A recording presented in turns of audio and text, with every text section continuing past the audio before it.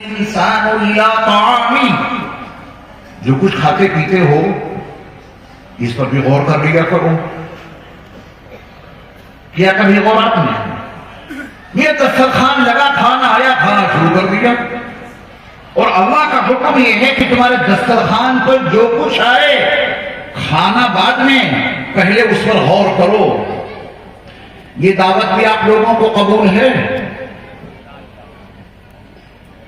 کریں گے غور کھانے پر؟ آج کا کھانا کھا لیا ہے، جا کے کھائیں گے؟ تو روز کا کام ہے، صبح غور کر لینا ناشتے پہ، کل دوپہر کے کھانے پہ غور کر لینا، کیونکہ اللہ کی دعوت ہے، اسے کیسے ٹھکرا سکتے ہیں آپ؟ یہ میں نہیں کہہ رہا کہ آپ کھانے پر غور کریں، یہ اللہ کہہ رہے ہیں فَلْيَنْظُرِ الْإِنسَانُ إِلَىٰ طَعَامِهِ. انسان جو کچھ بھی کھاتا پیتا ہے اسے اس پر غور کرنا چاہیے، ورنہ تو پھر جانوروں جیسا کھانا ہو جائے گا. پھر انسانوں میں، ہم میں اور آپ میں اور جانوروں میں فرق کیا رہے گا؟ جانور بغیر غور و فکر کے کھاتا ہے، ہمیں اور آپ کو حکم دیا گیا کہ تم غور و فکر کرو اس کھانے پر، اس کے بعد ہاتھ لگانا اس کو. کریں گے غور انشاءاللہ؟ طریقہ میں سمجھا دیتا ہوں کیسے غور کریں گے. دسترخوان بچ چکا ہے، اس پر روٹی ہے، سالن بھی ہے، دودھ بھی ہے، بہت ساری چیزیں جو کچھ بھی آپ کھاتے ہیں، چاول بھی ہیں. اب غور ایسے کریں گے، غور ایسے کرنا کہ یہ روٹی جس سے میرے وجود کی غذا وابستہ ہے، یہ میرے دسترخوان پر آئی کہاں سے؟ ایسے غور کرنا. اس دسترخوان پر یہ روٹی آئی کہاں سے؟ تو آپ کو پیچھے جانا پڑے گا. ایک خاتون آپ کو کچن میں روٹی پکاتی ہوئی دکھائی دے گی، پتہ چلا کہ یہاں سے بن کے آئی ہے. لیکن سوال یہ ہے کہ اس خاتون کے پاس یہ آٹا کہاں سے آیا؟ تو آپ کو دکان پہ جانا پڑے گا، وہاں آپ کو آٹا دکھ گیا. لیکن سوال یہ ہے کہ دکان پہ آٹا کہاں سے آیا؟ تو آپ کو چکی پہ جانا پڑے گا، جہاں گیہوں پیس رہے ہیں. تو آپ کو پتا چلا یہ گیہوں پیسے، آٹا تیار ہوا تو دکان پر پہنچا. لیکن سوال یہ ہے کہ یہ گیہوں کہاں سے آئے؟ تو آپ کو کھیت میں جانا پڑے گا روٹی کی تلاش میں.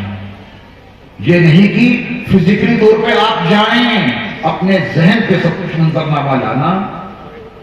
اب آپ ایک کھیت میں کھڑے ہیں، تصور میں کھیت ایک کسان ہے، اس کے ہاتھ میں گیہوں کے دانے ہیں بیج کے، وہ خود ہی کھدائی زمین میں اندھا دھند دانے ڈالتا ہوا آگے بڑھ رہا ہے. پورے کھیت میں اس نے گیہوں کے دانے بکھیر دیے، زمین کو برابر کر دیا اور اپنے گھر میں آ کے لیٹ گیا.